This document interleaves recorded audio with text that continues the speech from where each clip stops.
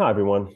My name is Joe Press, and I'm the founder of Archer's Raiders, a fan group designed to unite politically progressive fans, students, and alumni of the Morehouse Maroon Tigers and Colgate Raiders. This is the eighth installment of our interview and profile series called The Remarkable Student Athletes of Morehouse and Colgate. My guest today is Noha Shahba, a junior at Colgate University. Noha is a member of the Colgate Raiders women's rowing team. She's been a key contributor on the team during her 3 years at Colgate. Noha, thank you so much for taking the time to speak with me today. Thank you for having me. All right, so I'd like to start by asking you about your journey to Colgate and sort of your experience rowing at Colgate as well. All right, so when you were considering and applying for colleges during your junior and senior years of high school, what were you looking for in a college? Yeah, I think the biggest thing that I was looking for was financial aid, and how much they covered of demonstrated need. And Colgate does cover 100% demonstrated need. So that was a huge factor for me. Um, I found out about Colgate through a high school teacher who went here and mentioned that it was a really good school academically. And that was also a really important thing to me. I wanted to make sure that the school focused on academics, and offered high quality academics. And I also wanted something far away from home. I wanted to branch out. Um, and Colgate met all of those requirements. So yeah. Gotcha. Okay, so I guess what other schools were you considering along with Colgate? Yeah. So I did a program called QuestBridge and I was a finalist. It's a college match program. Um, that if you apply to the program, if you're a finalist, then you start applying to the colleges that are partnered with the program. And if a college chooses you, matches with you, then they give you a full ride um, to their university through QuestBridge. And so Colgate is now a QuestBridge school. It wasn't when I was applying. And I ended up becoming a finalist, but I didn't end up matching. But I ended up applying to a lot of the schools that were on that QuestBridge list because you could just send the same application. So I applied to a lot of schools because there's I think 40 schools. There were 40 schools at the time, something like that. Um, so I was applying to a lot of like small liberal arts colleges like Colgate. I did international baccalaureate in school, and it was very much like an interdisciplinary type of learning, and I wanted to continue that kind of learning.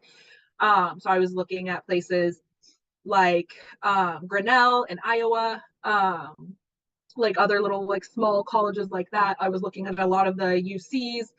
I was looking at the like Pomona, um, a lot of various colleges. I was also looking at more public universities that were in Colorado near where I'm from. Looking at University of Denver, CU Boulder, CU Denver, Colorado State University. I applied a lot of places. I can dig it. So did you talked about kind of how Colgate ultimately checked all the boxes for what you were looking for in a college. Did you have the opportunity? I'm sorry if you said this already in your previous answer, but did you have the opportunity to visit Colgate before going? I did actually. Colgate had something called an arrival or an accepted students day. That's what it was called. And they actually paid for my ticket to come and visit. And because I was part of the Benton Scholars Program, they had us come with other Benton Scholars, accepted Benton Scholars. Spent, I think, 3-ish days maybe with another student at Colgate, like seeing what the dorm life was like, getting like integrated into the programming, eating at the dining halls, things like that, just like experiencing what the school was like. And I thought the campus was just like absolutely beautiful. I also was with the OUS First Scholars, which are first generation students, and um, it was a lot of like students of color. And so I thought, oh, there's like a lot of diversity here. So this could be like a really nice place to like actually go to school. And the people that I had met were like really interesting people. The president had given a speech to us, and it was just like a very powerful speech to me. And I thought, oh my God, like this man is so smart. And like if I can graduate from here being as well spoken as him, like I think I'm set. So that was a lot of what attracted me to the school. Gotcha. Yeah, I can dig it. Yeah, definitely being on campus, having the opportunity to visit a little over a month ago. Yeah, it really is it's a intimate environment, a beautiful campus, and yeah, in some ways it reminds me of not quite Morehouse, which is a very intimate campus, a smaller campus, but Morehouse, as much as I love the school, it's not much to look at in terms of our campus.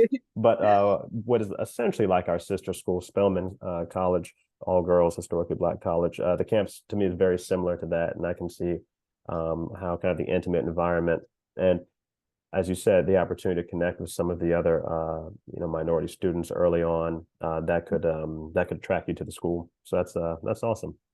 Absolutely. So I think your story, kind of being introduced to rowing, is a bit different than some of the other people I've interviewed who have played the sport in high school. Could you talk a little bit about how you were introduced to rowing at Colgate? Yeah, so I did not know that rowing was a sport that existed before I came to Colgate. It's not a popular sport in Colorado. But I came to school and there were like little advertisements everywhere to walk onto the women's rowing team because of its rarity. And also it is a bit of an elitist sport, so you do have to be usually pretty wealthy to like participate in it outside of a Division I program. And so I coming from a not wealthy background, didn't have any experience with it. But I saw the ads and I know that I did CrossFit in high school. I did basketball. I really loved sports and athletics in general. And I thought that it would be a really cool way to stay fit while on campus and to also have a team because I really like team sports.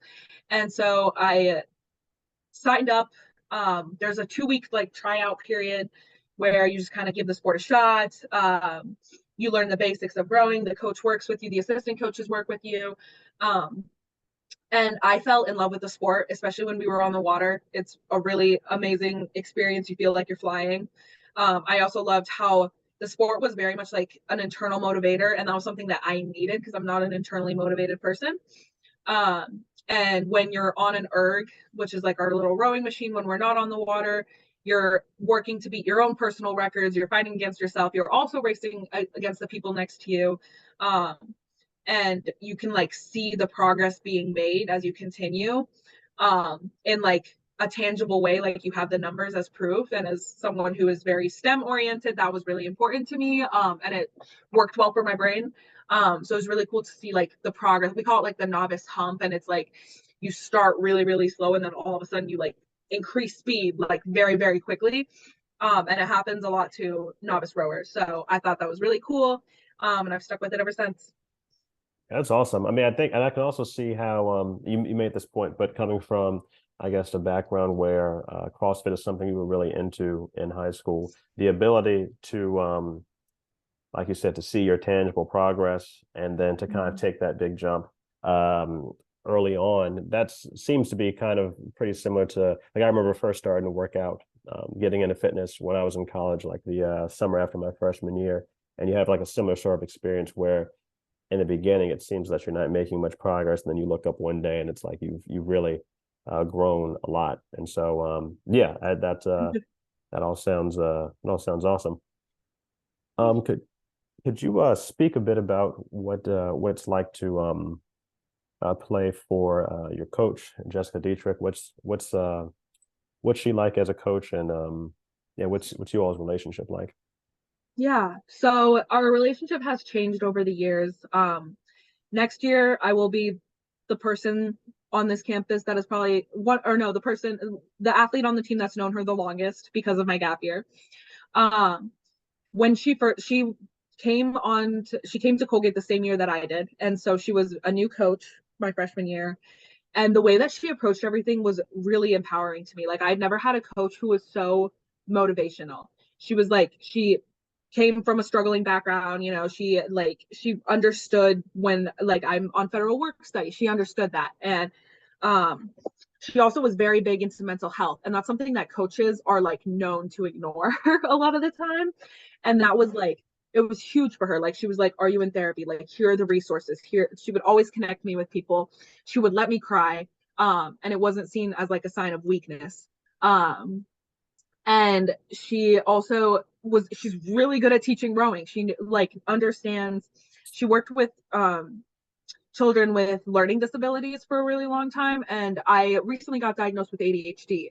And so she realized like when she was coaching me while I was rowing, it was not working. Like I couldn't process, like I would either mess up the stroke or not hear her. Um, and so she started coaching me specifically different. And a lot of our athletes like recently discovered that they have ADHD. So she knows, like she would like make, she would actively like work to make those kinds of differences in her rowing coaching of like, okay, so when they're done with like this piece, then I will be like, then I'll call them out specifically and be like, hey, for the next piece, focus on this. And she knew like that was what was going to work better for coaching people with like my different kinds of learning disabilities. And that's something that I really admired about her is like she very much embodied the spirit of rowing, which is like hard work, and that it's something that anyone can do, no matter ability. And she very much was like, she cared. She cared about things we did outside. She cared about our lives growing up. She remembered things about our lives growing up. She let us come into her office just to rant. She lets us do homework in her office. Like it's definitely, it's more than just like a coach athlete relationship. It is like she gives us tough love. She is our mother. Um, and she knows that. Like I know there are times when I have too much on my plate and she'll be like, look, I'm gonna give you some tough love, but you're doing way too much and you're gonna burn yourself out. Like you need to find a balance. Like things like that. Like she is our mother. Um, and I've always appreciated that it's not that while we have issues as every single person does with their coach, it's never been like a deciding factor in our relationship. It's never been like a she's gonna kick me off the team now because she hates me. It's not, and it's not like she hates you. It's like she understands that you're a human that makes mistakes and wants you to grow from them, basically. Yeah, that's awesome. I mean, it seems like she's really invested in you all's development, obviously as athletes, as rowers, but also as people, like as individuals. Like you said, she really cares about each of you.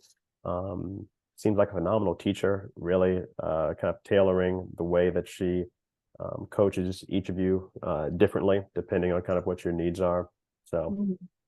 yeah, it just seems like a person you'd really want to work for and give 110% to. So that's awesome. Absolutely. Absolutely. All right. So, as you reflect on your athletic career at Colgate so far, what would you say is the most memorable experience you've had? There's so many. There's a few. I think one of them is definitely the NCAA Leadership Forum, Student Athlete Leadership Forum. I think that was an incredibly, it came at a time in my life that I really needed it. And it was also like such a wonderful experience to meet other student athletes, to learn about like what their programs are like, what their struggles are like. Um, and to also have like a leadership program tailored to the needs of athletes, because there are like unique things. Like everyone, a lot of athletes already have like a lot of leadership qualities, but obviously like you also work in a team all the time. And so like these were specifically tailored to those kinds of people, and that was really impactful. I think the other thing that was impactful was when COVID happened. That was right in the middle of, that was right before our rowing season was about to begin, my freshman year. Um, and our coach, I remember the day that she told us, she called an emergency meeting. We came in and we found out before the rest of the campus that we were getting sent home. And I remember there were a lot of tears, a lot of mental breakdowns. People were scared, people were confused, people were, especially like the seniors who didn't get to have their last season. Like Mm. everyone was just like, we've been hearing about COVID for so long. And I just remember everything that happened after that. She did so much for our team to bond us. We had a bunch of banquets and stuff. We had like little meetings. We like there was just a lot of stuff to bond us to the graduating seniors. Um, and there's still people in our lives now because of that. And it was just like a very, I think that was what really drew me to her, is I was like the way she carried herself and the way she carried the team. And we would have Zoom meetings, we would do Zoom workouts together, things just to stay motivated. And it was always like, we are working towards a future, we are working towards the time that we are going to get to be on the water again together. Like we're not just going to give up, and like we will obviously take some time, take care of our mental health. She gave us a few weeks off. She was like, do what you need to do to take care of yourself. That's what you need to focus on right now. But she was like, but we do have a future, because like it was also a time where the future kind of seemed pretty bleak. Um, and she was very good at like reminding us like there is still one, there's still something that we are working towards. Let's keep pushing. And she has made gigantic strides for our team. Like our team is actually good now. We didn't really have any kind of reputation before Coach Jess, and she has put us on the map. She got us a locker room. She got us a bunch of new ergs. She got us a bunch of new boats. She's done a lot. Well, that's okay. That's remarkable. So, as a teacher who like had to teach through COVID and online, like it was very difficult to like build relationships with students, to build any sort of consistency. And I think it's so cool that you guys seem to be able to like grow closer.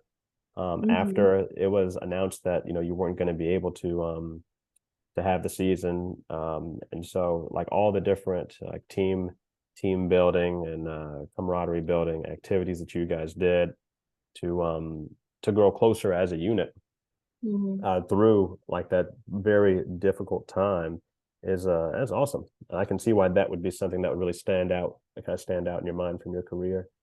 For And sure.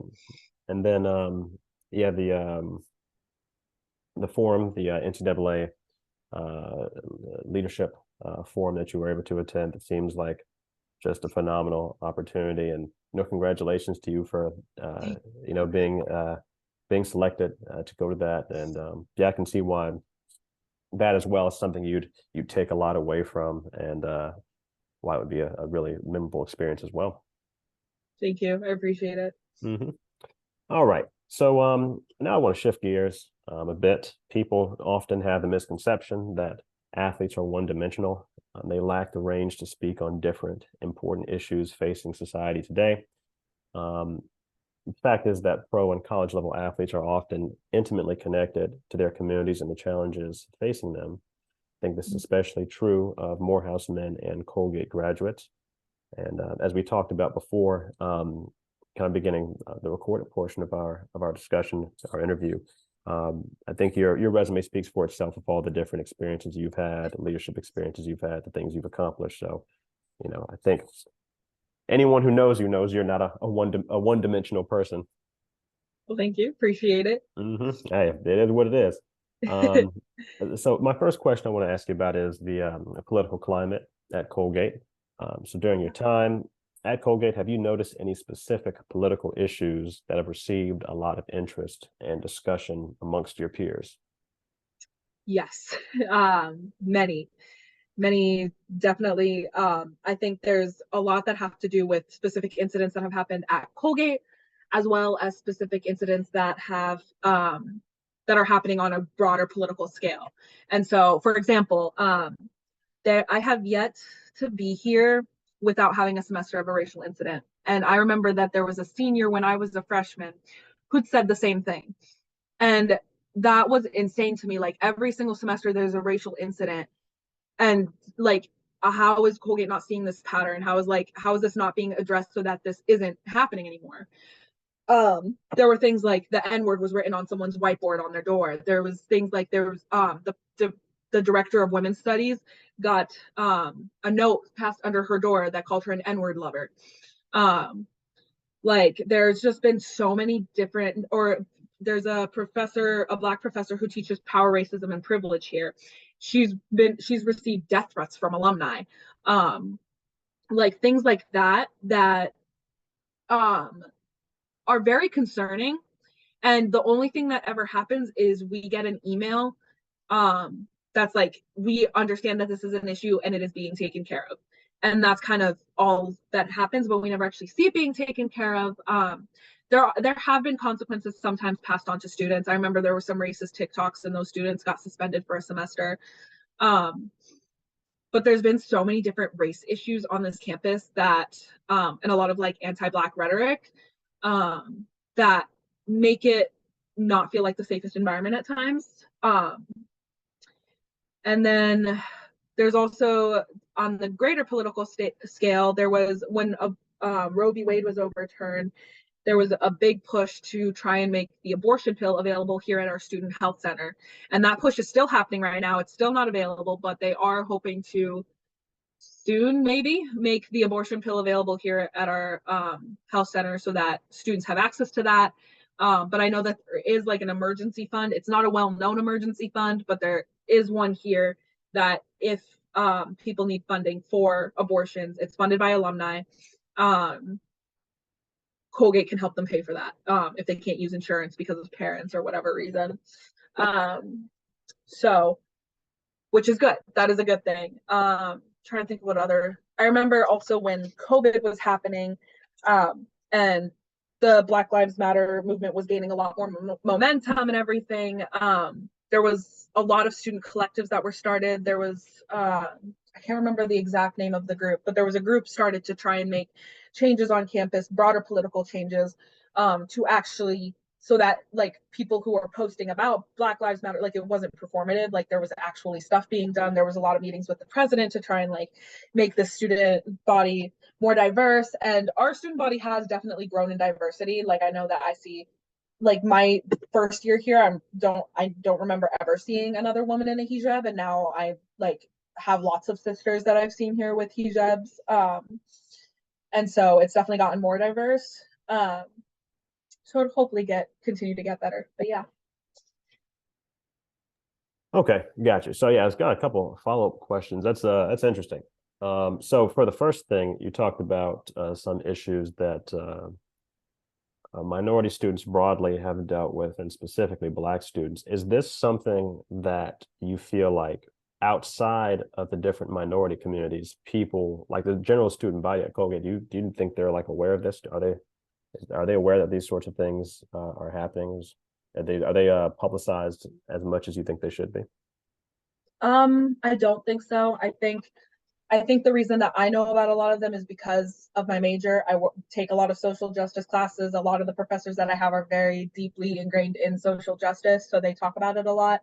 Um, I know like older generations of Colgate students, like I remember a lot of the seniors would talk about it, but now like the newer generations don't know necessarily a lot of them.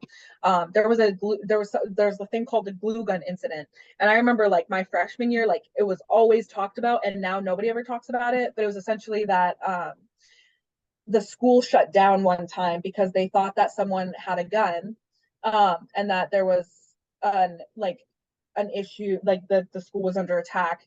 In reality, it was a Black man with a glue gun, Black student with a glue gun. He even got this text. He was also hiding because he was like, "Oh my God, there's a shooter," not realizing that the person who called it in on him. Mm, Um, and so people were hiding, people were scared, the school was shut down. And then like eventually he saw the text describing the individual that they were worried about. And then he was like, wait a minute, that sounds like me. And it turned out like a white woman had seen him carrying a glue gun, thought it was a real gun, thought he was a threat, and had called Campo, and like the SWAT team had come. Like there was like it was a whole thing. Um, and they were, I can't remember how many hours it was that the school was like shut down for, but it was a significant amount of time. Um, and people don't talk about that anymore. And there was also a sit-in for sexual assault. There was like a human chain made in front of women's studies where this was way back when, like I think 2015 maybe. Um, and like people would hold arms, and it was like um, to fight against because there's something called Red Week, or the red zone, I think is what it was called. And it's basically like the first 2 weeks on campus, and it's when the school sees the most amount of sexual assault. And I'm like, I don't understand how there is a like you know that every year there is this zone where all of the sexual assault happens. So why does it continue every year? And this was something that students were done with. They were like we can't, like this is ridiculous.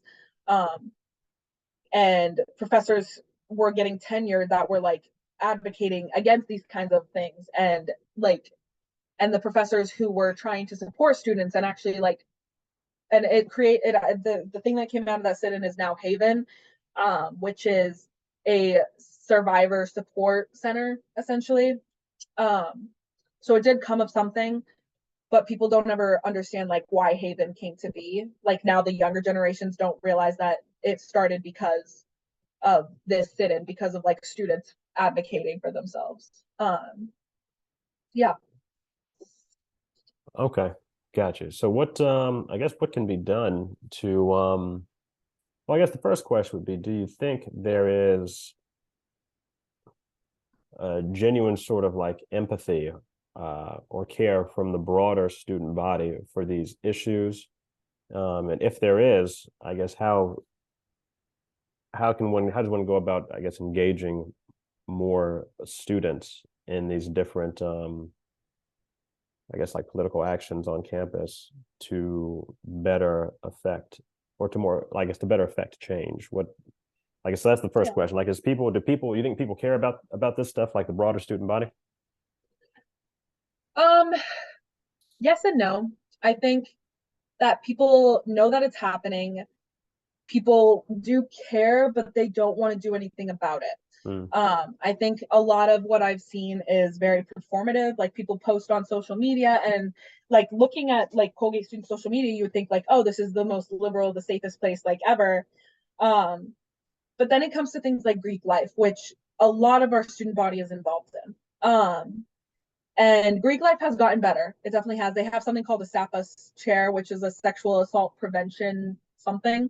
Um, but it's like every member of Greek life, like or every sorority fraternity has one, and they make sure that like that thing that like they're doing what they can to prevent these kinds of things.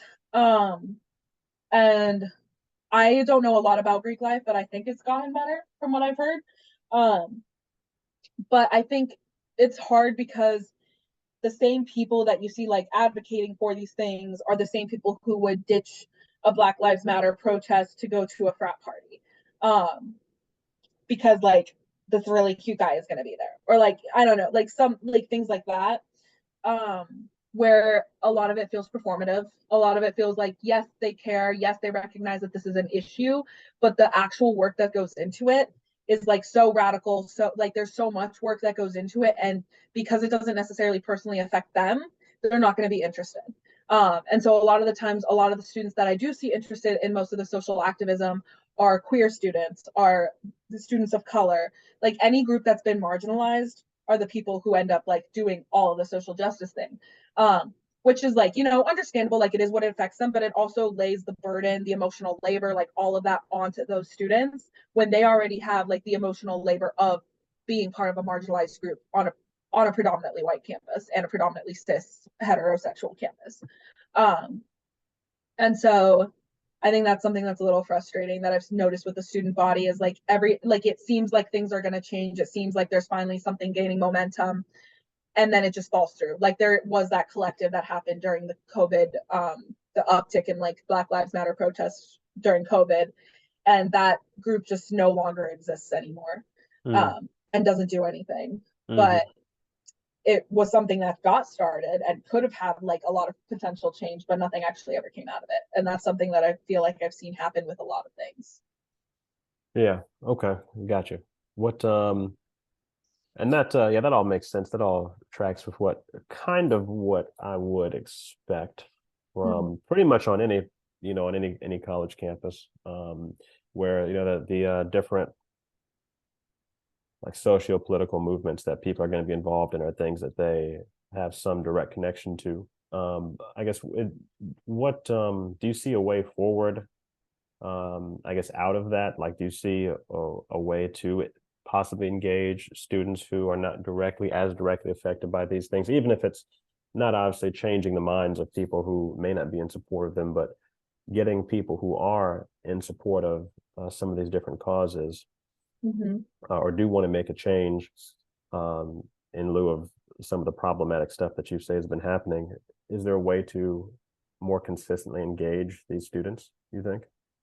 Yeah, I think introducing it to them freshman year, we have like a core set of classes we have to take. And I think if there was a core class that focused on social justice, that could be really imperative to like helping students understand that like when they come to college, they can do a lot. Um, and it might be overwhelming at first, but I think that a social justice course can at least like introduce them to these subjects because I know like for me, I didn't know that women's studies existed.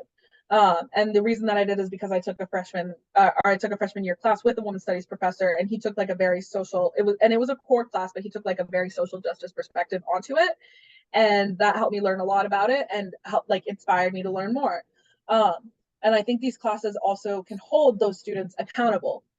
Like once they understand their history, the things that their ancestors have done to other oppressed peoples, um, it's, I don't want to say it's like guilt tripping them into it, but it at least gives them more of a sense of accountability, more of a sense of responsibility to take action, and to also be like more cognizant of the way that all of their actions exist. Like I remember, like a student, like we were asked like what identity sticks out to us most, and like white women would normally be like, well, the fact that I'm a female, whereas like black women might be like, well, the fact that I'm black, and like white women don't necessarily have to think about their race in what, like when they exist in the world, they don't necessarily have to think about their race. So I think putting them in an environment where they do have to think about their race and the implications of it, is really important and will help them take accountability and realize like, okay, as a white woman, like this action that I am doing right now, how is it perpetuating harm? What about it? Like, am I able to do this action only because I'm white? Like all of these things that they have to think about so that they're just like more aware of their whiteness and its like greater implications in society, if that makes sense. Um, and so I think like forcing students to reckon with that in their freshman year, it's a harsh like introduction to Colgate. I think it's like a very necessary one. Um, in order to make them understand like how necessary it is to enact change, and like keep the momentum going, not just like get it and then lose it. Mm. Yeah, yeah, and I think that makes I agree. I think that makes a lot of sense. Definitely having students take like different required courses to, I guess, raise awareness of, some of the problematic stuff that's been going on, and then also kind of making it clear to them that they do have the ability to engage in different forms of like nonviolent direct action to make a change. I think that can be Right. really effective. I think when you look at sort of any sort of, and to look beyond sort of the context of like the college campus, any sort of revolutionary movements that happen, and uh, that affect any sort of change kind of begin. One of the two, I think, aspects that has to be there is like education. And so, and also I think it's really cool that like given that Colgate's such a small school, any sort of required course people like are enrolled in is going to be a pretty intimate environment. It's not going to be like a sort of situation where you're in like a gymnasium full of students where you're not going to get that personal connection.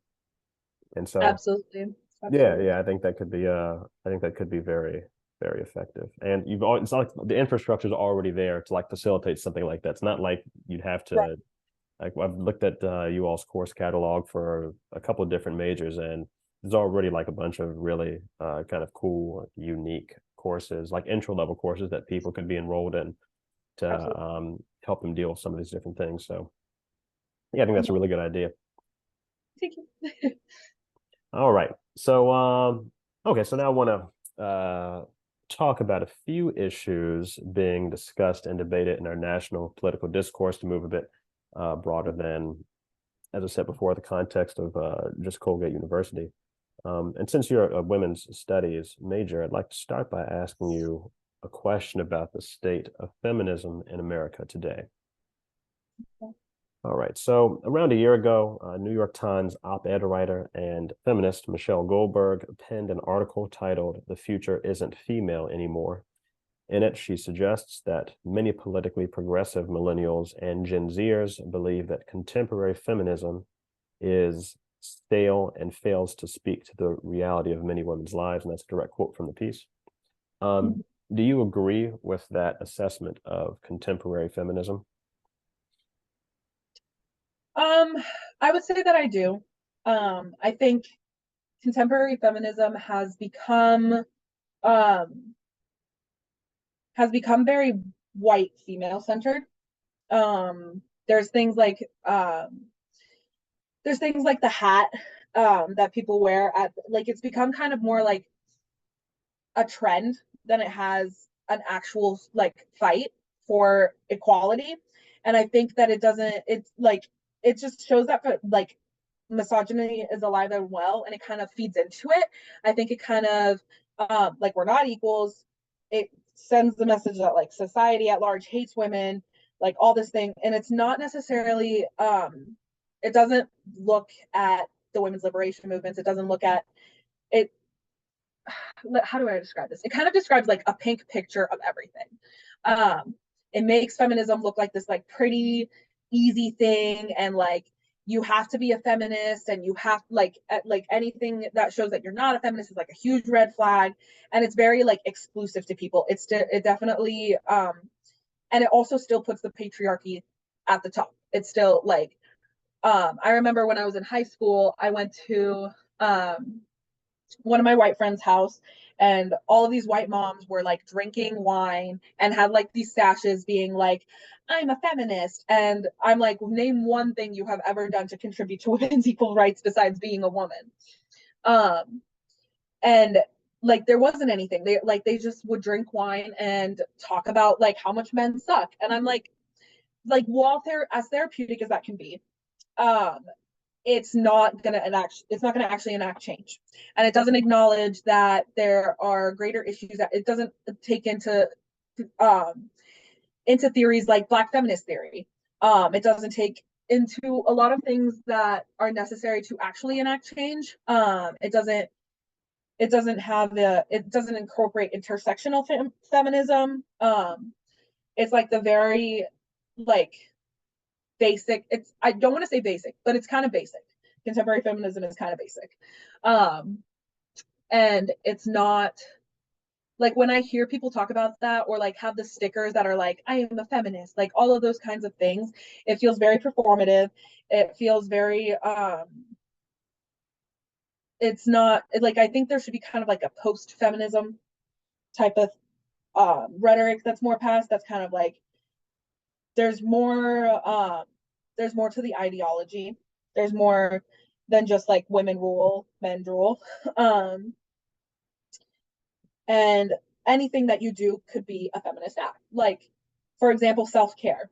Self-care is a form of resistance. And people don't always consider that a form of resistance. Like when you are a person of color and you are forced to reckon every single day with capitalism, with a society that's built to bring you down, practicing self-care and saying like, I rebuke you, society. I am going to take care of myself today, and I am not going to participate in your typical values, in your typical ideals. That is a form of resistance, and that's something that Audre Lorde, a Black feminist writer, brings up a lot, and she's one of my idols, and so I bring her up a lot. But she brings up a lot of like, is specifically for Black women how important self-care is, and that's not something that a lot of women would look at as feminist. They would look at like, no, like I went to the women's march, and like for example, there was also I can't remember when this was, but there was like women's marches and gay pride marches had gotten canceled because they had a lot of like racist undertones, and it's like we're all marginalized groups, so the like when we're fighting against each other, then the patriarchy, like the hegemonic groups don't even have to do anything anymore. They can just sit back and watch us tear each other apart. They don't even have to like do it for us, and that's really frustrating to me. And I feel like contemporary feminism kind of like creates that kind of environment. um Whereas like if you go from like a post-feminist type of um perspective, then you're able to incorporate all of these to make sure that what you're doing doesn't actually like enact more harm. um yeah, that was a really long rambly answer, I apologize.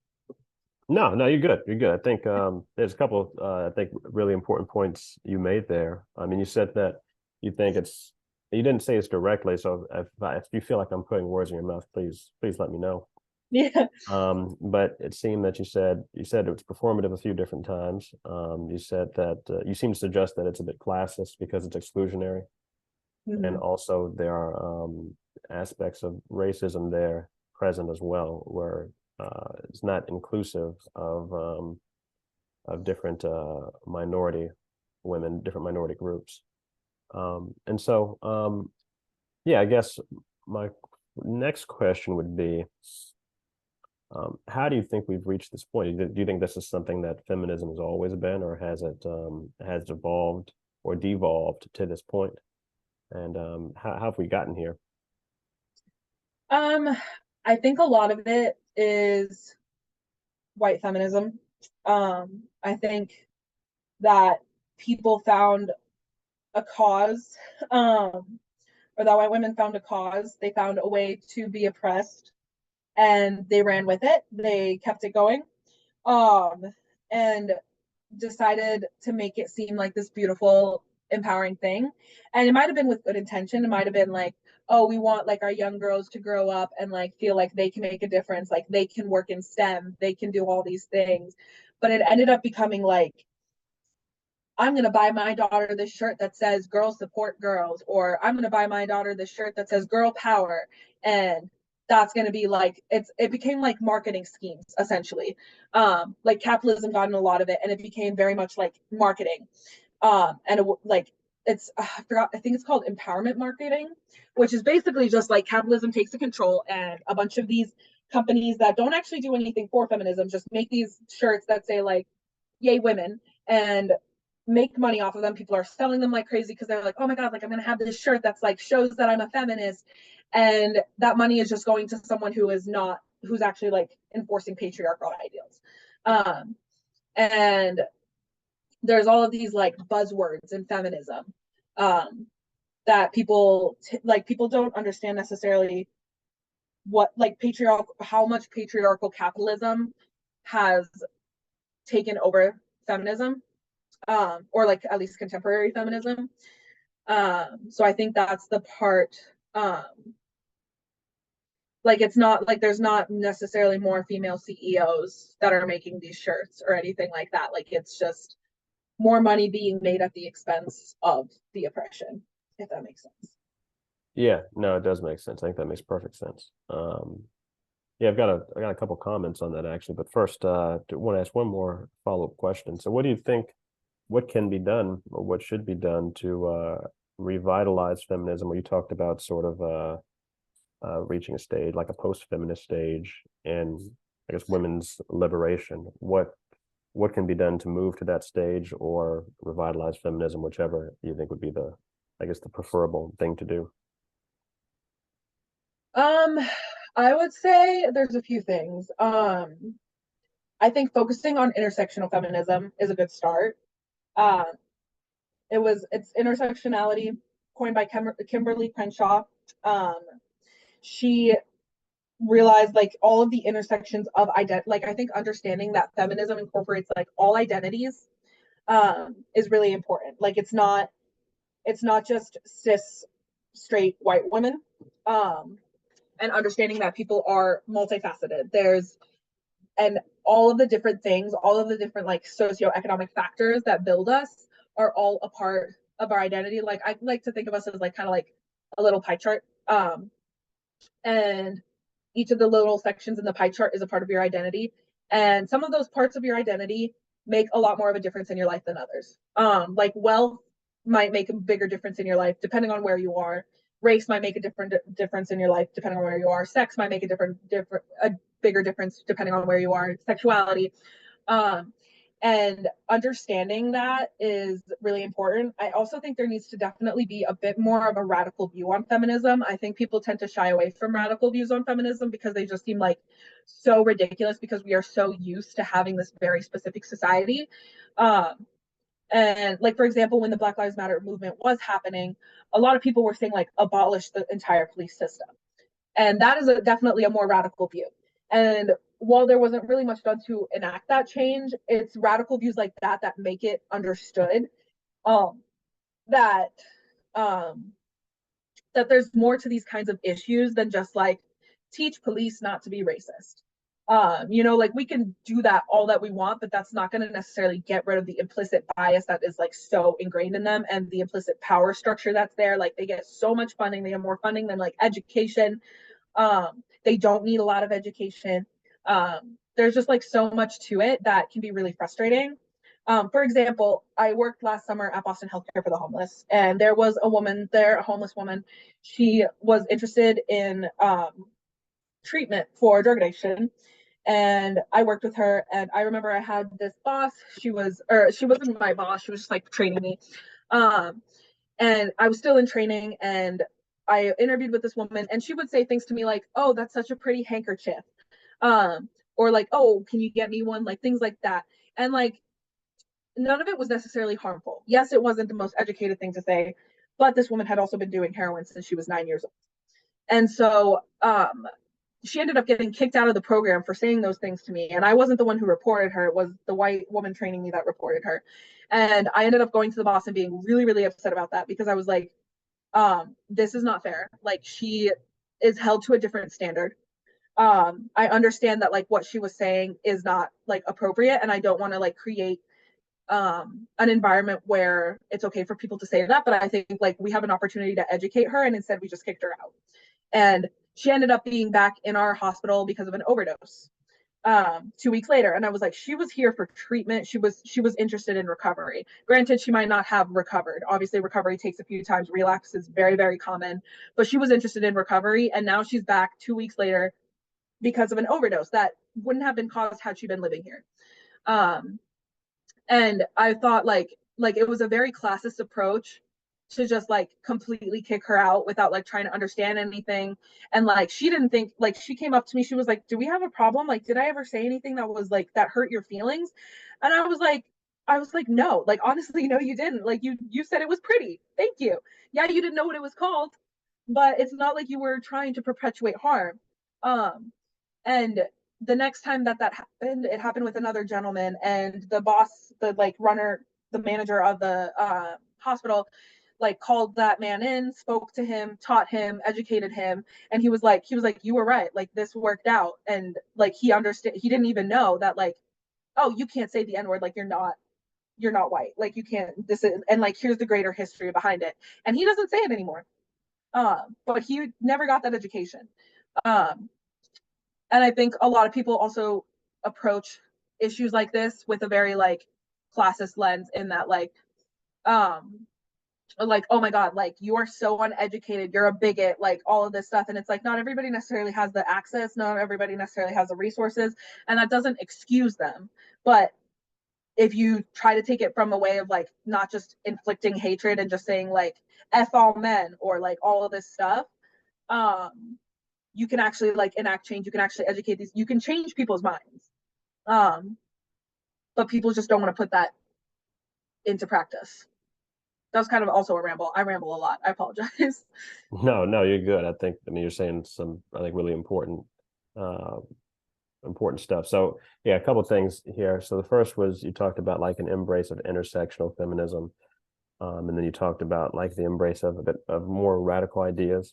And I think you circled back to the intersectional piece with the two examples that you gave of like the exact opposite of that, like more exclusionary feminism. And I think that's such a big part of when we talk about kind of how things go on astray. I think that that point that you brought up is really one of the main things that kind of I've observed. So there's a great article written in the New Yorker in 2020 by Keonga Yamada Taylor about like the limitations of or the limits of representation, right? And this is something that like the Democratic Party has really embraced. Even the Republican Party is now embracing like representation. And she drew a significant contrast between Kamala Harris and Shirley Chisholm, right? Mm-hmm. And so you go back far enough in history, and don't have to go back that far, right? Just 30 or 40 years. And an example would be any black woman you find in America, or the vast majority of black women you'd find in America are necessarily going to be working class women, right? And so there's that intersection that's naturally going to be there. You're black, you are working class, you're of the working class, and so your politics are going to be working class. Your feminism is going to be a working class, naturally more intersectional feminism. But we've moved to a place now where that's not necessarily the case. And you can look at someone like Kamala Harris and think that on the surface, well, this is a black woman. She's also like, I suppose, a South Asian woman, and she's in this position of power. And so this is like a significant step forward for women. But then you look at her politics specifically as like a district attorney, and it's the exact opposite, right? This is a person who's criminalizing poor people, poor women, poor mothers, and it's not, it's not there. And I think the same thing could be said about like white women. You think of the really early sort of feminist thinkers, feminist scholars, activists who are white, and there's a closer proximity to the working class than there is now. Yeah. And so, as a result of that, you have these exclusionary practices that you mentioned, people believing that they're being progressive by the example you gave, kicking a poor person out of a program because basically they're politically incorrect. Whereas, like, what you're doing is this, to your point, you're reinforcing like this capitalist structures that like are holding women down. Like these are things that you're actually supporting, even if in like the cosmetic performative actions you take, you're against these things. Your actual practices are supporting them. And so, yeah, just like, I mean, to you, I think, like I said, the points that you made are, I think, are spot on. Just an embrace of intersectionality, an embrace of more radical ideas, and then kind of putting more working class women of all races, but especially more working class women of color, putting them at the forefront of these movements, Right. um, will lead to them being more inclusive and speak to more issues that really all women deal with and can make a lead to some more meaningful change. Right. No,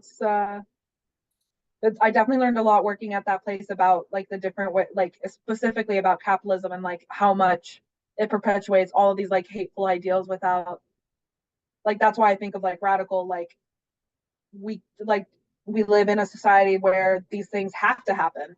And money is like the thing that controls us. And if something isn't financially stable, then it's automatically deemed incorrect. And I don't know, it was very eye-opening. Mm. Um, into a lot of my previous beliefs about feminism because I definitely adopted a lot of like the white feminist ideas of like I hate men, like all of this stuff, and it was just like I hate the culture that has um created this kind of society, not men Mm. specifically. Right, right, certainly. Okay, so yeah, my last question about this particularly. So what do you think in a world in which, we were able to move, I guess, beyond uh, this, I guess, current reductive stage of feminism, what do you think should be the two or three primary issues that contemporary feminism should seek to provide solutions for? Like, if there's very concrete issues that people, that feminists should care about, should rally around, should work towards, what would you think those issues would be? um I don't know if I would say issues as much as roots of issues. Okay. I would say class and race are like the two things that need to be focused on. I think it's hard to say because everything is so intertwined, but I think that if you treated the issues of class and race as these separating identities, then a lot would have like class and race have are social constructs. Like all like the only reason that race exists is because people saw there was this difference that they could capitalize on. Um, and that was why there was like for example Egypt. I mean obviously there's race there, but like our cards don't say like our national ID cards, they don't say a race the same way that here our national ID card or not our national but like driver's licenses will say your race on it. Or like when you apply to colleges they ask and like all these other things. And I think like it's important to keep race as an identifying factor because it's important to understand like the history and the oppression that happens and to acknowledge those and work towards those. But I think there's like also like people always talk about the difference between equality and equity, and like keeping those identifying markers is important to ensure equity and not just equality. But I also think like if we continue to live in a society that has these, then it gives us a reason to treat them as different, if that makes sense. And so we, like I was saying, there's like radical approaches, and what I'm suggesting is kind of radical. But a lot of like what I learned in women's studies is to think radically. Like in a world that it sucks as bad as it does, like think about like if you had all the money in the world, all the resources in the world, and everybody was listening to you, what is the radical thing you would hope for? And if I had to choose, it would be that there wouldn't be like these markers. There wouldn't money wouldn't necessarily like money wouldn't determine your health. It wouldn't determine your safety. It wouldn't determine your happiness, to be quite honest. Like and it wouldn't determine your level of education. It wouldn't determine whether or not you like are exposed to things like addiction. But the same thing applies to sex in healthcare. Like the gender gap specifically for women of color in healthcare is absolutely ridiculous. Um, and but then there's also the race piece. So it's like hard to name a specific issue because they're all rooted in the same thing. Um, and like you can treat an issue, but it's kind of more of a band-aid rather than a cure. If you don't treat the specific root of the issue. So I think enacting radical change like that, where class and race are no longer separating identities, is what needs to be done. How that would happen is beyond me because I know that's changing the complete infrastructure of how our society works. But I think our society's infrastructure is really messed up. So that's kind of what's needed. Yeah, no, I agree. I think I agree with that assessment. And there are definitely like policy positions that some specific progressives have put forth that attempt to do that, right? And so you think Mm-hmm. about something, any sort of like single payer healthcare system that provides universal healthcare to everyone. Like that would be Mm-hmm. an example of something that would kind of cut through sort of the dividers of class and race. Right, Absolutely. you mentioned the big gaps that exist between access to healthcare, for example, between women of color and white women. Mm-hmm. Um, and that's an example of something that would cut through that. And I think that, yeah, oftentimes like the contrast that would be different like means tested programs that attempt to provide different degrees of access to different like government services or social services based on like an income level. Those are things that are designed to like keep people separate. Like they're programs that essentially work against themselves, right? Like people are less likely to support programs that they feel like exclude them for one reason or another, whereas they're Right. more likely to support programs that are universal in nature and that everyone feels like they benefit from, Absolutely. and everyone has access to. And so, yeah, no, I agree. I agree 100%. Like any sort of programs that are designed to solve issues that women deal with in like an egalitarian or universal way Mm-hmm. are useful, useful causes to fight for. For sure. Um, all right. So yeah, well, let's ask this next question. Since you brought this up towards the end of your answer to the last question I asked about like the disparities, healthcare disparities faced by women and women of color. Uh, and so, yeah, I did want to ask a question about this. So Black women and immigrant women both face a series of barriers regarding maternal and pregnancy related healthcare, that result in dire outcomes. For example, Mm-hmm. Black women are 3 to 4 times more likely to experience pregnancy related death than white women. Immigrant women face higher rates of unintended pregnancy than native born citizens. Um, so what would you like to see policymakers do to attempt to address these disparities? And then do you think like the government actually cares about, like our current government, for example, do you think they care about addressing these issues? Um, so in terms of our current coming government caring, I don't believe they do. I think there have been things in place like Medicaid and Medicare that have been supportive of these, but they are also very limited in what they actually can provide. Um, and and in terms of like policies that need to be enacted, I think it's more than just like universal healthcare. Yes, definitely, because that'll help address like class issues. That'll help ensure that everyone has access to quality healthcare. But I think it's also rooted in the education of the providers of healthcare. Like I know that there are some medical school textbooks out there that still say that Black people feel less pain than white people, and so a lot of times they're like underprescribed um, painkillers and things like that, and told. And then there's also things like in terms of maternal pregnancies and stuff. Um, like that whole system, this is actually my area of interest, so I'm glad you asked this question. That whole system is so messed up. Like the reason that women give birth laying down is because King Charles the like 14th or something thought it was arousing, um, and enjoyed watching women give birth in that position. But it is actually incredibly painful, as you know. That's one of the more painful positions to do it in, and the actual best position to do it in is squatting. Um, as like evolutionarily, that's what we used to do until this one random white man decided that it was hot. And now we do it in a much more painful and medicalized way. Um, and I'm taking a class right now called Women, Health, and Medicine, and we talk about this a lot. There's like a spectrum of care essentially that we talk about, and it's there's neglect, there's harm, and there's overcare. And we talk about like Black women in prisons getting forced sterilization.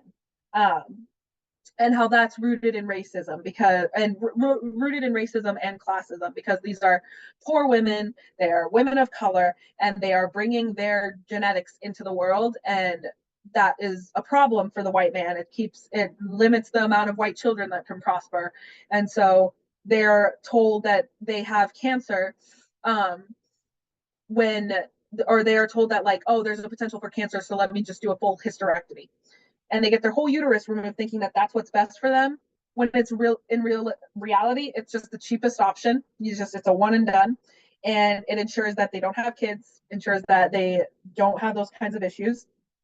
um Whereas the other day in our class we had a guest speaker who talked about their sibling, their sister, who their family has a history of um endometrial cancer, I think it was.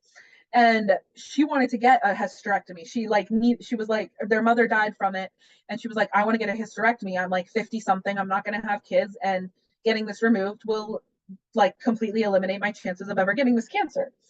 And the doctors refused, saying, no, you don't know if you're going to want to have a child.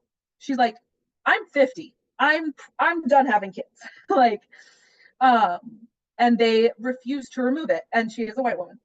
Um, and so there's just like that spectrum, and the way that those two people were treated is fascinating to me and also horrifying.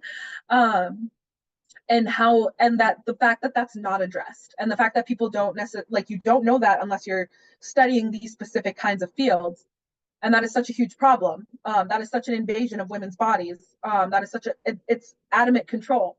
Um, that you get to tell them what to do and what not to do, and you get to lie to them and make them think that they're going to have something a lot worse if you take away their right to have a child completely. And I think that's something that also applies with like abortion care. I don't like, we talk a lot of times about not calling it necessarily pro-choice but pro-abortion, um, because it's not always a choice necessarily, and it's just like we're just pro-safe abortion. And also saying pro-life as like the people who are anti-choice, um, is really problematic rhetoric to also like pass around. Like, it's like language is very important in the way that we structure our society. It's a founding pillar of our society, and so language is very important in how we use it. Um, and it can further the disparities a lot. Um, I'm kind of rambling now, but because it's something I could talk about for years.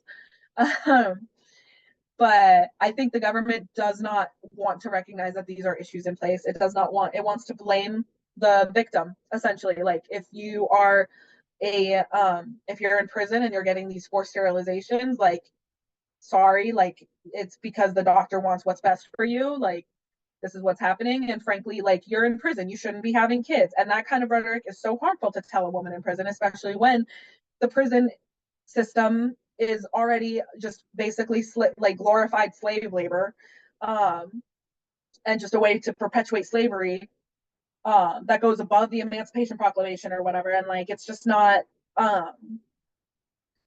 like that. Like, that's why I talk about radical change so much, is because so much of it is so systemic that people can't even recognize it. Like, it's just become so normalized. It's just become like, you're in prison, like, you shouldn't be having kids, you're on it, like, you are not a fit mother, when it's like, you don't know why she got in prison. She is a Black woman.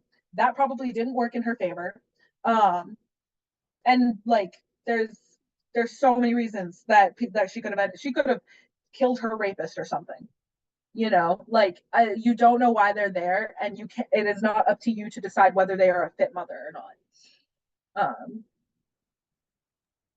Okay, yeah. No, so this is I think you made several really good points there. So the first thing is the importance but limitations of like a Medicare for all system, right? So it's like certainly giving people access to healthcare is important, but if the doctor that they're going to that they can now pay for is not appropriately addressing what their needs are, then it doesn't really matter. And I think that's so important because like you often hot times hear like one of these things instead of the other, but sometimes they're not going in concert. But the education piece is just as important because if um, if you've got different healthcare providers and healthcare professionals that have been trained in a system that sort of perpetuates this racism, then even if you now have more minority women going to the doctor to be treated for different conditions or different issues, they're not going to achieve they're not going to receive, excuse me, the treatment that they deserve and that they need. So the education piece, as you uh, you know, really thoroughly and eloquently explained in a couple of the different examples you gave, is so paramount. It's got to be right up there with the access to the care is the better training and education of these different healthcare providers. So I think that's an excellent point. And yeah, you're right. I mean, if we were in a situation in which our government did care, they'd be making more meaningful moves to better address the two needs that you identified, and they're just not really doing anything around that in a serious way. I think a lot of hospitals might be doing that. Like I know I've worked in hospitals before that have enacted really great like policies around culturally competent care and like accessible care and things like that. But there's not necessarily any government policies for that. It's just like the actual hospital that's enacting it. So it's not like a universal thing that's available to everyone. So Yeah, definitely, and that's like it's always nice to see these things on like a smaller scale or individual level, but yeah, until sort of any of these programs are provided or funded at a more on a broader scale, the impact's always going to be limited. So for yeah, sure, for yeah, sure. I think like I said, just great points all around there. Okay, so let's see. Next question here. Still focusing on well, this actually I think kind of brings into hopefully connects kind of your two majors.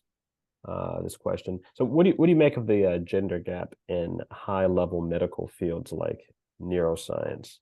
I think only about 8% of neurosurgeons are women or something around that. What's the practical value of having more neurosurgeons for patients who are women? There's so much. So I think a big part of it is that men have a lot of assumptions about how the female brain works. um, and it can be really infuriating at times. Like I know that male doctors that I've gone to and have like serious conditions, a lot of them will just be like PMS. Like, there's like all of these different and not saying that like obviously with like neuroscience that might be it, but like a lot of it, like a lot of women are told, oh, it's in your head, oh, you're crazy, oh, it's a mental illness, oh, there's like all these other things, when it could be like a certain part of my brain is like shrinking or has a tumor or whatever, and you are fully negating that on the basis of sex. um and it's become so second nature to these males that they don't necessarily, like, they don't even realize it. They don't even realize that it's just like um become like why, like become what they like become their the way that they think all the time. And I think part of it is also not just specifically in neurosurgery but just in medicine in general. Is a lot of people believe that men are more competent than women, and they are more intelligent than women, and so they are going to provide better services. I think the thing with having female neurosurgeons, especially like with something as delicate as like neurosurgery, is they tend to be more patient. They tend to have more, they have, because as a woman, the nature is you're more careful, you're more, you are kind of more aware of everything because you're forced to be, because that's just like, it's an evolutionary thing, or an evolutionary thing. Like you have to protect yourself, you have to like kind of be on red alert a lot of the times. And so I think that's something that can very much be beneficial in terms of neurosurgery, because that's something that like it gives you a much broader perspective. And I think and this is obviously very generalizable, this isn't all men, all women, all people. It's just like generally men don't necessarily have that perspective because it's not something they've had to reckon with.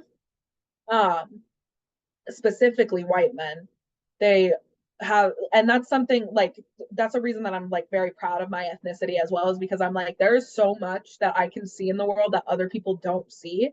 And I'm so grateful that I have that lens. And yes, I have that lens because I've had to protect myself from a lot of stuff. So it might not be like the greatest reason, but it's also really cool that I can see that stuff. And that someone else has to have it explained to them. And so I think that kind of thing can be so beneficial in neuroscience, specifically, especially with something like the brain. It does everything in our body. There's a reason there's like a whole entire field dedicated to it. Like I'm a neuroscience major. There's not like necessarily like a kidney science major or something like that. Like it's because the brain controls every single thing that we do mentally, physically. Like our motor cortex controls all our movements, our frontal cortex controls all of our decision making. Like we have everything is connected to the brain. And so being able to understand like why certain beliefs are the way they are, why certain people are the way they are, is like such a powerful it's such a powerful tool. And that's something that white men tend to lack. And the only reason that they necessarily are more competent is because a lot of times they have the opportunities to have like better education. They have the opportunities to have more access to like tutoring, to more access to like ADHD testing, for example. That is expensive as heck. And like the only reason that I got diagnosed was because Colgate paid for my diagnosis, and it was $2,000, not covered by insurance. And so, and like I lived my whole life figuring out how to work with my ADHD, and being like highly functional because of that, until I got to college and my grades were slipping because of it. And finally they let me do this, and now I have a medication and it's helped my grades improve significantly. But like things like that just like make it that much easier for them to become the more competent stereotype that they are. But like competence, intelligence is not the only thing that is looked for in doctors. Like you need to be human. You need to have a connection. You need to have an understanding that what you're operating on is a human being. And yeah, that was very long, but You're good. You're good. Okay, so yeah, no, that makes sense. Like you're saying that basically when you have a very when you have like a male dominated field like this, men will come into the profession with a lot of these preconceived notions about women that their training or education don't intentionally undercut, and that seems to have a pretty significant effect on the way women are diagnosed for different problems, and that then affects like the treatment they can get. And so when you have more women in the field, you're going to get, well, it seems like a downstream effect, right? Obviously, for the direct services they provide to women patients, they're going to be more mindful of the different unique issues that the women patients may face. And then also, I mean, if you have more women in the field, that can have an effect on like the best practices in the field, and can affect the way that men deal with their women patients in the future. So yeah, it seems to have like, in terms of like the practical effect from what you're saying, and it makes perfect sense, has a really, really profound effect on the different types of treatment that women get, and even the way their issues, their problems may be diagnosed. So yeah, yeah, that's no, that all makes, like I said, all makes perfect sense. Mm-hmm. All right. Okay, so moving on here. So recently, and I think you spoke a little bit about this in your answer to one of the previous questions, the Supreme Court overturned Roe v. Wade, allowing states to make their own abortion laws with no oversight from the government. Some Republican majority states have already attempted to outlaw abortion completely, whereas other states, some Republican states have failed at doing so because their conservative voter bases are more liberal on this particular issue than I think they anticipated. But Yeah. yeah, is there anything that you'd like to see? You kind of already spoke on your thoughts on this in answers to previous questions, but is there anything you'd like to see elected officials do in response to this to perhaps undercut or mitigate some of the negative effects of these the the laws that these different red states are passing? Yeah. Um, do everything they can to protect abortion in their state. I think that's the biggest thing. And especially like as late term, I think New York State, I believe, is up to 24 weeks. And I'm fortunate that I live in a state like right now that does that. And it's terrifying to think about the states that don't like they're I can't remember what state, but there was a state that recently it didn't pass, but they had legislation to ban abortion after 6 weeks. Um, and actually, in my women health and medicine class, there is one man, and he didn't understand why. He didn't mean it in like offensive way at all. It was like purely he didn't understand like why banning abortion at 6 weeks is so bad. And we were like, well, you get your period every 4 weeks, and if you have like any kind of irregularity in your period, which is very normal, um, for a lot of women, like a lot of women have irregular periods, you might get your period might be late a lot more often than it's not. And so if you're expecting it at 4 weeks and it doesn't and you're like, oh, well, maybe it'll come at 6 weeks because sometimes it happens every 6 weeks. You might not realize you're pregnant. Like it's and like the beginning of pregnancy, there's not necessarily like a ton of symptoms. Um, and you normally don't really feel a lot of symptoms until like 6 to 8 weeks. Um, and I know like I have my one of my bosses, she didn't know she was pregnant until 6 months because she has PCOS and she was like very skinny. She like didn't really like it didn't really show on her. And she realized at 6 months, and by then it was way too late. Um, but like I like people just thought like I was like, you're a man and you didn't even understand that periods happen every 4 weeks. And here are these men telling us like at 6 weeks, like if we're irresponsible enough to not realize that we're pregnant, that's on us. And I'm like I just like that is insane to me. Um, and it just shows like how little men understand about the female anatomy. Like it is I remember I had a boyfriend once who asked me if periods were like continuous or if it was just like I bled like one time. I was like, no, no, they're very much continuous. And it's just like fascinating to me how little men know about it. And yet they are put in charge of these governmental regulations on our bodies. And that's horrifying.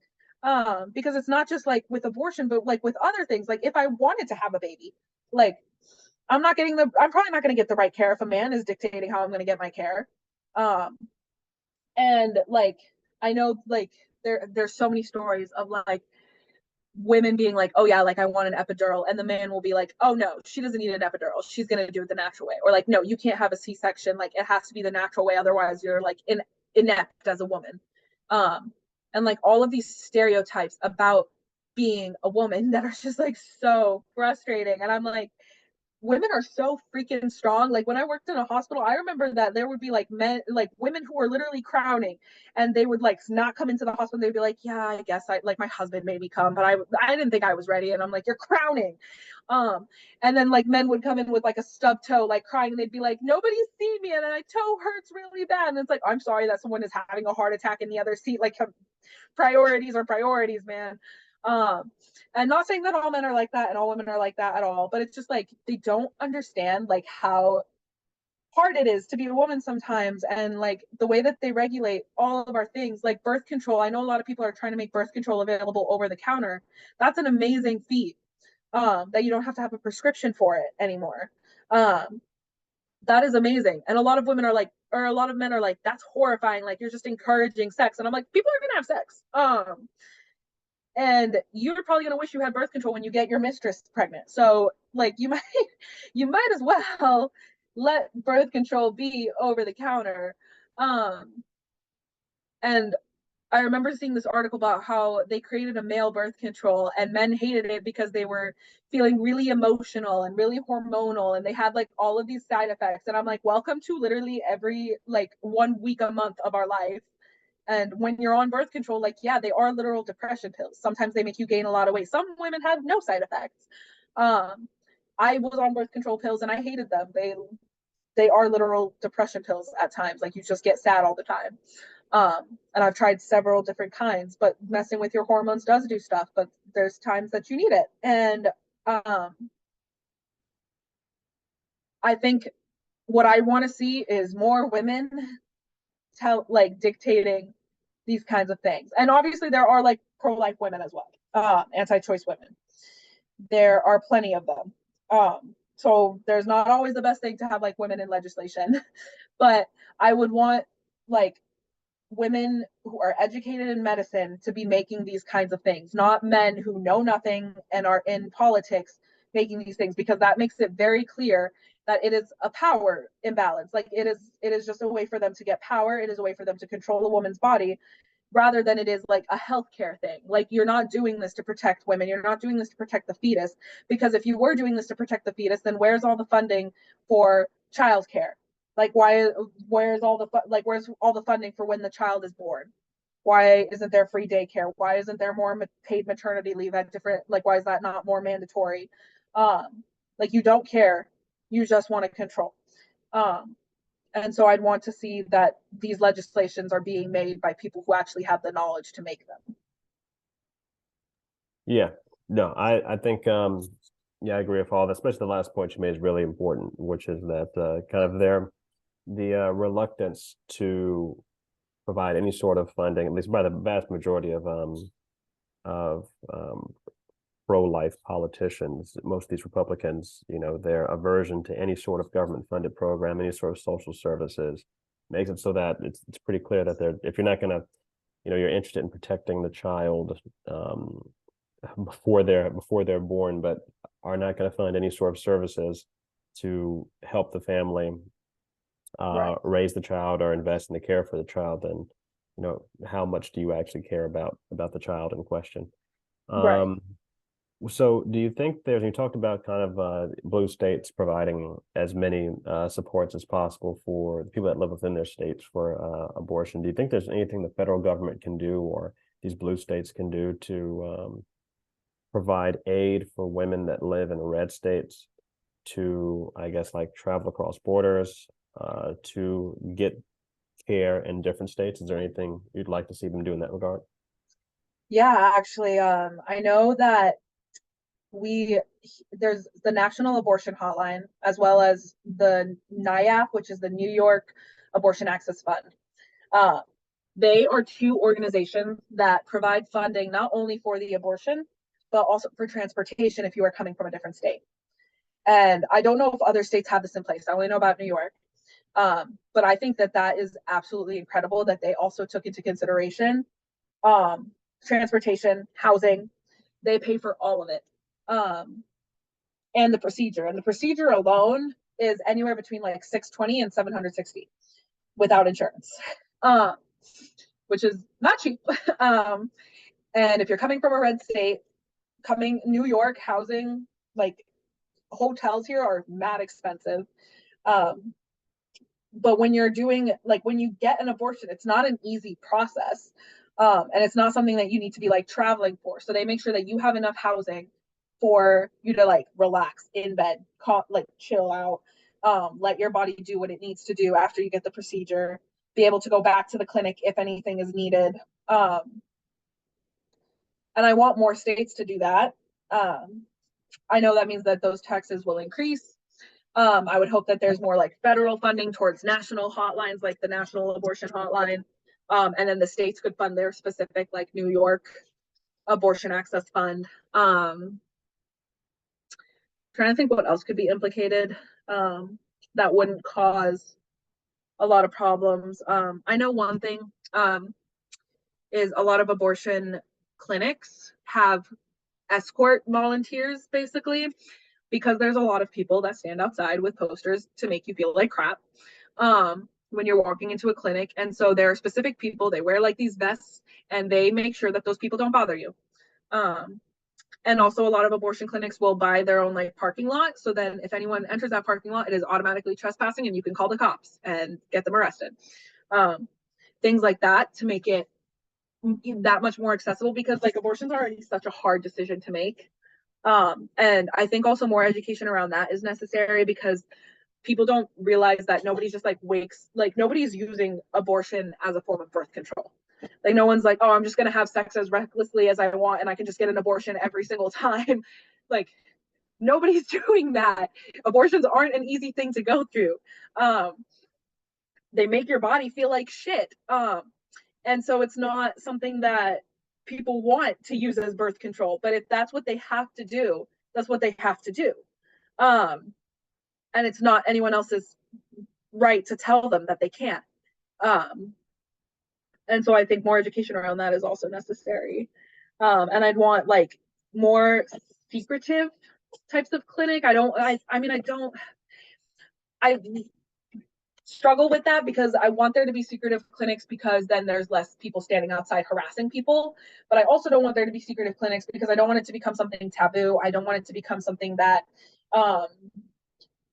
like I want it to be normalized. I don't want it to be something that like you feel like you have to be ashamed of, that you have to hide.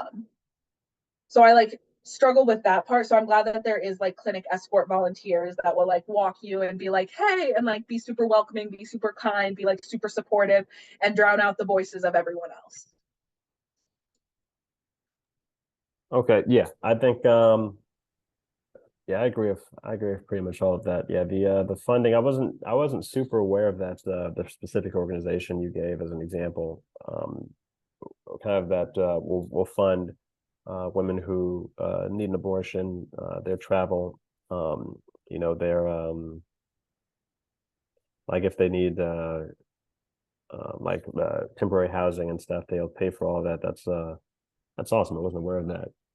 But yeah, like the federal government definitely has the ability to provide more funding for these sorts of things in a way that I haven't followed this issue super closely, but I remember seeing that there's a number of different things that like the federal government could do like directly to affect this that they haven't been doing. And there's been some, I know in some progressive circles, political analysts have suggested that the reason there hasn't been a lot of effort to provide these different workarounds is because Democrats want to like run on the issue. And so it's like if they were to effectively provide like if they were to do everything in their power to provide like abortion access to women that live in red states, or to like open up more federal clinics, even something as simple as that, right? Like these like federal clinics aren't regulated by like state law. Like doing stuff like that would then make it more difficult for them to like run for office on and say, well, you know, if you elect these Republicans, look at what they're doing to your rights, because they could, you know, kind of work around those state policies. But yeah, I think all the different things you pointed out to increase access, to increase education, to kind of change people's perceptions of abortion, to give people a more realistic idea of what women who consider getting abortion, what they actually go through. I think all of that's really, really important. So yeah, I'm with you. Shoots. All right. So we've gone. I know we have a few more questions here. We've talked for quite some time. Do you have time to go through a couple more of these questions? Or Yeah. Okay. All right. No, that's fine. I know I'm a rambler, so that's on that's on me. Oh no, you're good. Yeah, I think I appreciate the more detail you give in your answers, the better. So this is I don't be self-conscious about the way you're answering the question. You're doing a great job. Thank you. All right. So let's move on here then. Okay, so we're going to talk a little bit about police brutality now. So at this point, it's been a few years since George Floyd's murder at the hands of the Minneapolis police. During the protests following his death, there was much talk about police reform, with some calling for defunding the police. I think you mentioned uh, some policies around this, or policy proposals around this, when talking about your support of more radical politics. In the last 2 years, do you think enough has been done to fix the police brutality and corruption that poor people often endure in impoverished cities and counties? I think considering the rates of police brutality still, definitely not. I feel like I mean, I'm not necessarily as in tune with the issue as I should be, but from what I've seen, nothing has changed. Like if anything, maybe they just are like, I'm just gonna teach this officer what racism means, and it doesn't do anything. Like it's not like people don't know that racism exists. They just don't want to admit that they are part of the problem. Nobody wants to admit that they're a bigot, or that they might have these like racialized ideas, these implicit biases. And police officers still have so much power. Um, I remember the other day I got pulled over a while ago for speeding. No, granted, I deserved it, but I remember that I was telling my boss about it because I was like, oh, I got caught for speeding by a state trooper, and they were like, oh, those state troopers will always get you. And she was saying how she got pulled over for running a yellow light, which is not illegal. Um, and the officer was like, well, I pulled you over, so like I have to give you a ticket. And she was like, no, you don't. Like you have literally all the power here. Like there, you just say that you were stopping for some coffee or something. Like you do not have to, you don't have to give me a ticket. um and he ended up giving her a ticket anyways, but it was just like, um there's just like, so like they do have power. They control our society, and I know a lot of people tense up the minute you see an officer. And I remember I did this uh it was a black student. It was in high school, but it was a black student forum that I participated in. And it was very interesting. We had a police officer come and talk to us, and he was a white police officer. And he comes in, and nobody knows, like, we weren't prepared to be talked to by the police. But he comes in, and he's like, and he starts like having a conversation with us, and he's like, something I noticed is that all of you tensed up when I walked in the room. And I want to be someone that you feel safe around. And what is something that I can do to do that? And I was like, oh, and like you could see people like still be tense, like very much tense, and be like, what does this well-meaning white man want, um, because it's scary because the man's got a gun.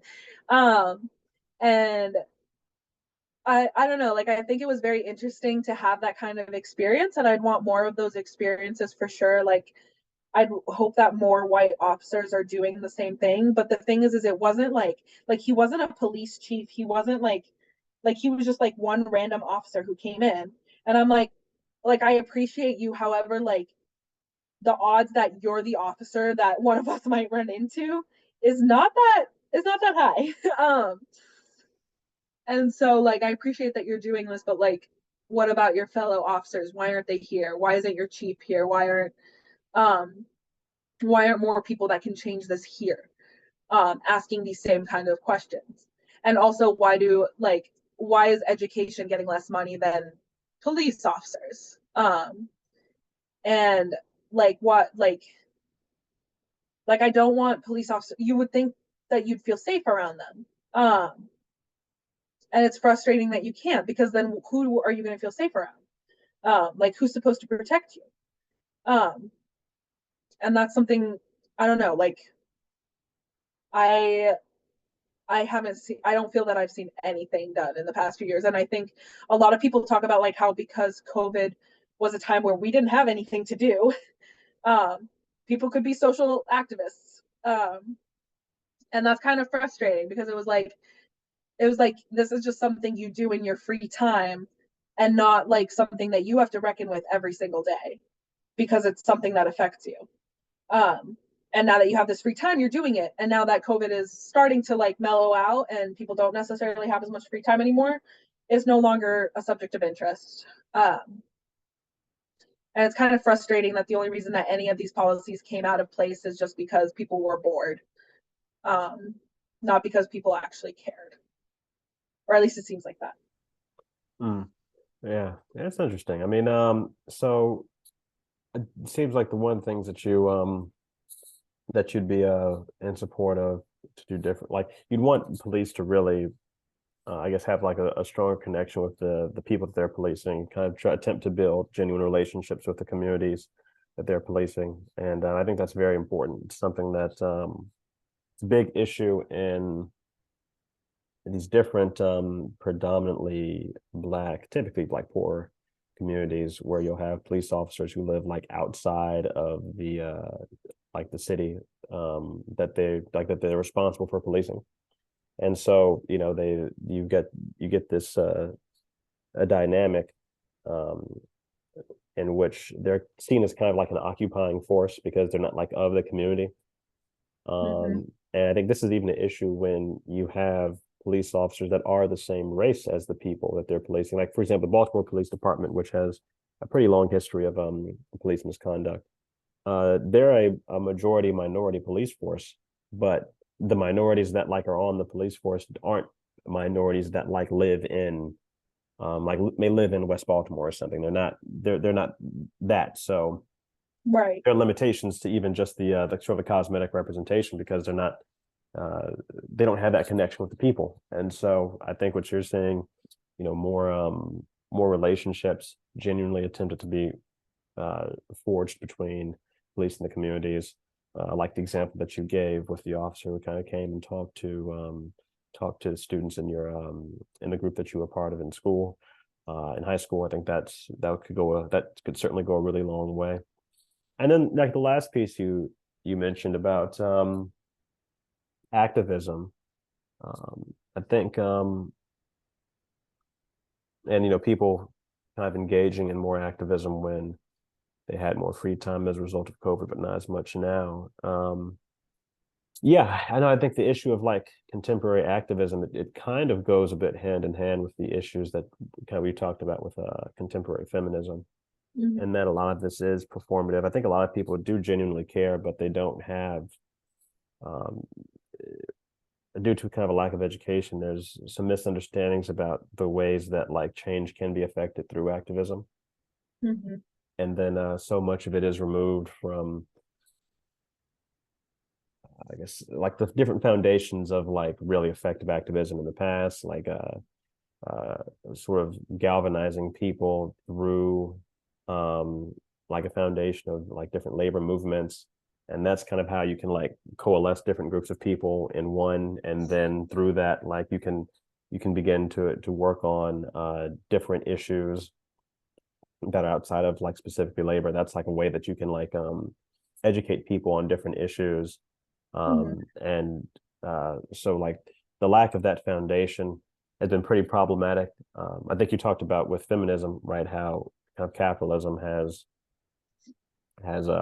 put it in a place where it's um, like very cosmetic, very performative. That was one of the issues with like the I think the National Black Lives Matter organization's been written about pretty extensively Mm-hmm. by conservatives, liberals, and progressives. How the national different like you know local organizations, it can be effective in different ways, but the national organization was basically like end up being like a racket and a bit of a hustle, where like Yeah. the money wasn't funneling down to these local organizations, and some of the different people in charge were using the money that they were given through these donations to do a whole host of like selfish just selfish stuff that had nothing to do with like any sort of meaningful movement. And Right. so yeah, the issue of like contemporary activism is quite it's a tough one, and it does mirror in many ways kind of what's happened with contemporary feminism. So it's unfortunate that kind of that's where we are. um but yeah, like a robust, I think, activist movement is important to Mm-hmm. like consistently put pressure on elected officials to make sort of the changes that we'd like to see. For sure. Um, all right, so let's we got a couple more questions here. So Well, actually, I just want to do this last one. So yeah, immigration. So immigration is always a topic at the forefront of political discussion come election time. It's been talked about extensively, I think, throughout the Trump administration and now the Biden administration. There are hundreds of thousands of immigrants seeking refuge in America from parts of the world where they face gang violence, war, and oppressive government regimes. Um, what do you think America's response should be to immigrants who want to come to our country? Um, and the current response is basically from the Biden administration, been pretty similar to the Trump administration, even though the rhetoric is a bit different, where attempting to shut off opportunities for immigrants to seek asylum in the country, and our the Biden administration has been pretty anti-immigrant. So what do you think the response should be? I think that America really prides itself on being land of the free, home of the brave, or whatever. And like the Statue of Liberty is literally supposed to be like this beacon of freedom and beacon of welcoming. And so it's very hypocritical when that's not what America is. And I think like I know every time that I go back to Egypt, like everyone is so fascinated that I'm American and they're like, oh my God, like you must be rich, you must be like you must be so happy and healthy and like wealthy. And I'm like, no, like um my parents immigrated here and it took them forever to get citizenship. It took them 20 plus years to get citizenship, and it does not take that like white immigrants necessarily that long. Um, but it's because of all the various like background checks that people have to do. Like I know I'm on a like because my middle name is Mohammed, I'm on an FBI watch list type of thing. Like not like it's not like I've ever Googled terrorist activity or like become a part of that, but it's just like the fact that I exist in that way, and random security searches at airports that like I show up like all Arabs show up to the airport, like Arabs are late to everything except for the airport. Um and like that's just I mean that's a stereotype, but it's a very true stereotype. Um and I think like if you are going to be preaching that you are the land where dreams are made, um, then you need to be supporting that. And I understand that since 9/11, obviously national security is a massive concern. And that is totally understandable. And that not like that there's not like you want to be careful to make sure that you're not letting people in the country who shouldn't be in the country. However, looking at the history of where terrorism began in what like the history of 9/11 and why it happened, like the reason the Taliban exists is because of America. And so and like the Taliban terrorizes the Middle East a lot more than it terrorizes America. And most terrorist groups do. Like there's America doesn't necessarily have a lot of like Islamic terrorism. It's got a lot more domestic terrorism. And if they're not going to put the same energy that they're putting into like into immigration reform to put into gun reform and to treat the domestic terrorism that's been happening, um, then I don't understand how they're putting that much more um, into international terrorism. And like I think something that people don't understand when it comes to at least like Middle Eastern people is that we face a lot more of the consequences of these Islamic terrorist groups than non-Muslims do. Um, like they're not like it's not an Islamic belief to do this. They are using Islam as a weapon. The same way that patriarchal cultures use Islam as a weapon, the same way as American culture uses Christianity as a weapon. And on women's bodies, like with the abortion. Like there's people always use religion as a form of power, and that's what's happening. And I think for those seeking asylum, for those seeking refugee from these war-torn areas, um, it's very like when you've created a lot of these war torn areas, not saying that like America's obviously created like not saying that America's created every single war torn area, but specifically like in the Middle East, like a lot of that has been enacted by America. And then you are refusing these people, these innocent bystanders, these people who are suffering from you, this kind of like um the freedom to be in a country where they can feel safe and exist the same like we live like it's such a privilege um, that we're not out here listening to bombs every single day and wondering when the next one will hit. And people don't recognize that. And to give other people that privilege and to like to have the authority to deny them, like that is such a dictatorship. In my opinion, like that is not democracy. Um, and then also like the ICE detention centers, like you're like ripping children from their families. Like what in that is keeping the country safe? Um, and I know that like I personally don't know a ton necessarily about immigration and about all of that, so I can't necessarily speak to like the reasons behind it. And like they think like, oh, they're bringing in drugs, they're like all of these stereotypes, all of this racism that they have about people keeps them from like makes them bring in um makes them allow like people to immigrate here who they believe will only benefit the country. And I remember there was a class that I took. It was called Discourses of Racism, and we learned about how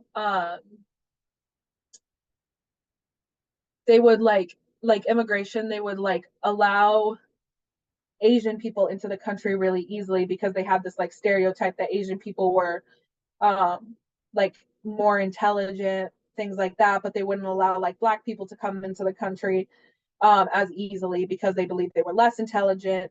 I can't remember the exact thing. I'll have to look at it again because I took the class a while ago. Um, but there's just like a lot of systemic racism in the way that America decides who to let into the country. And the fact that people have to illegally immigrate here, like you don't why would you want to be in a country that has made it clear that you're not welcome unless you had to be? Um and like I think more people need to understand that. Yeah. Yeah. Okay. So yeah, there's a lot there in your response to yeah, I guess to lift up. I mean, the first thing I think you said is the difference in immigrant experience between white immigrants and immigrants of color. I think a really good example of that is like the difference between the uh, the way policy has the way policy has treated Ukrainian refugees and Afghan refugees. And so it's been much easier for Ukrainian refugees to come to this country than it has been for Afghan refugees. And that's just, I mean, it's pretty clearly a result of, there's no other explanation for it but racism, especially considering the situation in Afghanistan has been created, as you said, by like American foreign policy. Mm-hmm. I think all the points you made about these Islamist terrorist groups like Al Qaeda and formerly ISIS being created through American foreign policy or as a result of American foreign policy. I think the history on that's pretty clear and inarguable at this point. I think there's not a single learned person who could disagree with I think that statement that you made, and also I think your point about Muslims being the main victims of Islamist terrorism is 100% spot on as well, along with being the main victim of drone strikes, the only victims of drone strikes. Most of those people are innocent that, you know, that different presidential administrations have authorized to be used throughout the Middle East and different parts of South Asia and Africa. Um, the hypocrisy, I think that you pointed out is really clear as well. You know, there's the idea that America is very welcoming to immigrants, and perhaps there are some polls that show that Americans as like individuals may be more welcoming than people in other countries, but the policy does not bear it out. Like Canada lets in a much more significant percentage of their population from foreign countries than America does currently, and the same with other European countries. So that's a bit of a farce. Yeah, I mean, I think so much of what you said is spot on there. And you know, the negative stereotypes about immigrants are simply not true. All of the data shows that immigrants are less likely to commit crimes, even undocumented immigrants. When we can isolate that group, they're less likely to commit crimes than native born citizens. They're more likely to start businesses than native born citizens. They're more upwardly mobile than native born citizens. Even immigrants that come here with basically no education, their children do better and have more success than they do. And so just every metric suggests that these are people that kind of make our country a stronger, better place to live, but government policy dissuades them from coming here, which is and just simply disallows them from coming here, which is quite sad. Yes, I agree. But shoots, yeah, I think I don't know, I can't see how long we've been going for, but I feel like we've been talking for quite some time. Yeah, I think we're gonna wrap it up on that note. I know you've got some school stuff you got to get to for this for finals week, so I don't want to hold you for too much longer. But No, no, you're so fine. but yeah, so anyway, I do want to say thank you. Thank you so much for taking the time to speak with me. I really enjoyed talking to you. And yeah, I look forward to continuing to keep in touch as you matriculate through Colgate. Hopefully we'll get a chance to meet in person the next time I visit. Yes, that would be so fun. All right. Well, Yeah. thank you again, and good luck with your finals and everything. Thank you. I'm gonna need it. Thank you for doing this project. This is really cool. I'm glad that I got the opportunity to be a part of it. All right. Peace. Peace. Have a good one.